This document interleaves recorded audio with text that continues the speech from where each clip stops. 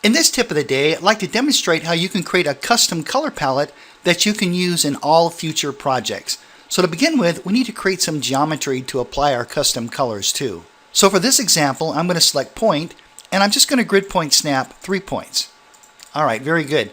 Now what we're going to do is assign some custom colors to our points. So I'm going to hit the letter S on the keyboard, select the first point.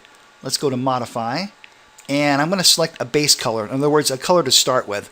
I'll just select that green, then go back in and select more colors, custom, and why don't we lighten that just a little bit. We'll click OK to that and OK to that, and there we go. There's our very first custom color. Kind of hard to see, but it's definitely there.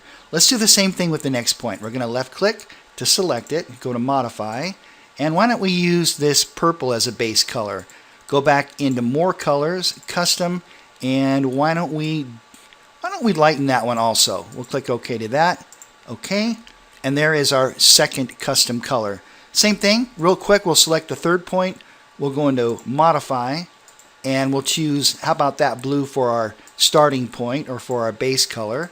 Go to custom, and I'm going to darken that just a little bit. We'll click OK to that. And there we go. There's our first 3 custom colors. Now we can save this as a color palette and we can use this for future parts. So I'm going to click File, Save, and I'm going to call this just Palette. I'll just call it P-A-L-L-E-T. Save it on our desktop. We'll click Save on that.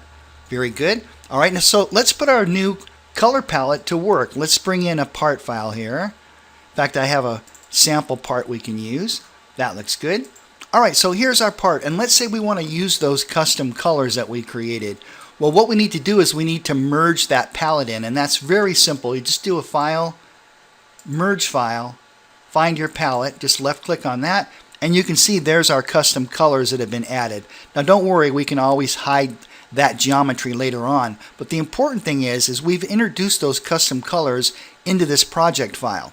And the reason why that's important now is because if we head over here to our model colors, where we can change the color of any of these faces, if I go to color surface, if we look at the top here, sure enough, there's our 3 custom colors that have been added. So we can select our first custom color, maybe grab a couple of surfaces there. We'll say that looks good. And again, this is just an example. Let's go back into color surface again. We'll use our second custom color, maybe grab the inside there and grab those little fillets or those little chamfers. I think that looks great. And then just as the final custom color, let's grab that blue and we'll grab those shapes right there. Alright, so that's a quick tip on how you can create a custom color palette. You can use it for any future project that you'd like, and this is going to give all your part files some continuity, at least in regards to color. Alright, that's it for this tip of the day. Thank you so much for watching, and I look forward to seeing you in the next video.